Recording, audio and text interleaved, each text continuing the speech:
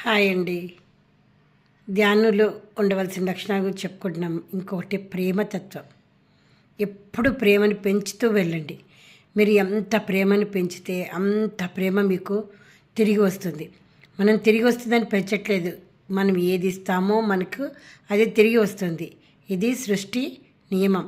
నువ్వు ఏది ఇస్తే అదే నీకు తిరిగి వస్తుంది. పోయేదే ఉందండి, రూపాయి కూడా ఖర్చు లేదు. అందరితో నవ్వుతూ ప్రేమపూర్వకంగా మనసులో కల్మషం పెట్టుకోకుండా హ్యాపీగా ఈ క్షణమే మనది అన్నట్టుగా ఎంతో సంతోషంగా ప్రేమను మనము పంచుకుంటూ వెళ్ళాలి. ఎంత శత్రువైనా సరే వాళ్ళు ఏదైనా అననివ్వండి మనల్ని, వాళ్ళ నోరు వాళ్ళ ఇష్టం, మన చెవి మన ఇష్టం. మనం మంచిని మాత్రమే తీసుకుందాము. ప్రతి మనిషిలోనూ అన్ని లక్షణాలు ఉంటాయి, కానీ మంచి లక్షణం అనేది కూడా చాలా ఉంటుంది. మనం అది మాత్రమే తీసుకొని వాళ్ళతోటి ప్రేమపూర్వకంగా మసలుతూ వెళ్తే అంతా ప్రేమమయమే అవుతుంది. ఇప్పుడు కావాల్సింది ద్వేషాలు, కొట్లాటలు, కోపాలు, తాపాలు కావండి.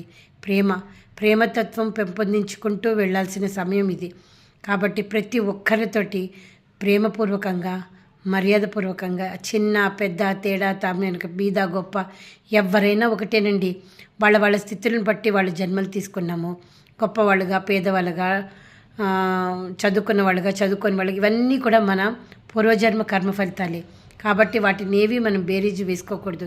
ఎందుకంటే మనందరం ఆత్మస్వరూపులము.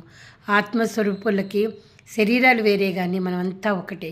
కాబట్టి మనము ప్రేమతత్వాన్ని ఇచ్చుకుంటూ వెళ్తూ ఉంటే ప్రపంచమంతా ప్రేమమయంగానే మారుతుంది. ఓకే అండి.